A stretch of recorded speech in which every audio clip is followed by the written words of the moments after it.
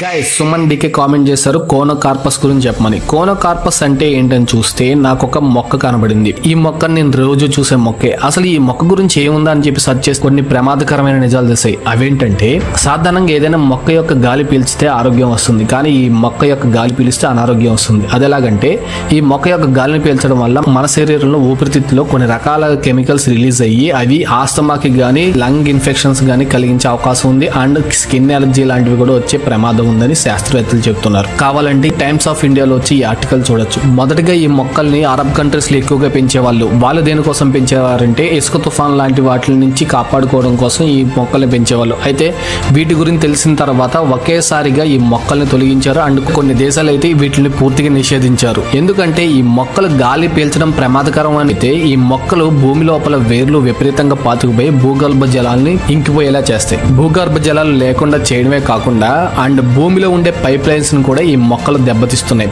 And అంతేకాకుండా ఈ మొక్క పైన ఒక్క పక్షి కూడా గూడు కట్టుకోదు. అండ్ ఈ మొక్కకు ఉండే ఫ్రూట్ కూడా తినడానికి పనికిరాదు. ఆఖరికి ఏ జంతువు కూడా ఈ మొక్కను తినడానికి ఇష్టపడదు. సో దాన్ని బట్టి అర్థం చేసుకోండి ఈ మొక్క ఎంత ప్రమాదకరం. ఈ మ్యాటర్ కనుక యూస్ఫుల్ అనిపిస్తే మీ ఫ్రెండ్స్ అండ్ ఫ్యామిలీ మెంబర్స్ కి షేర్ చేయడం మాత్రం మర్చిపోకండి. And thanks for watching.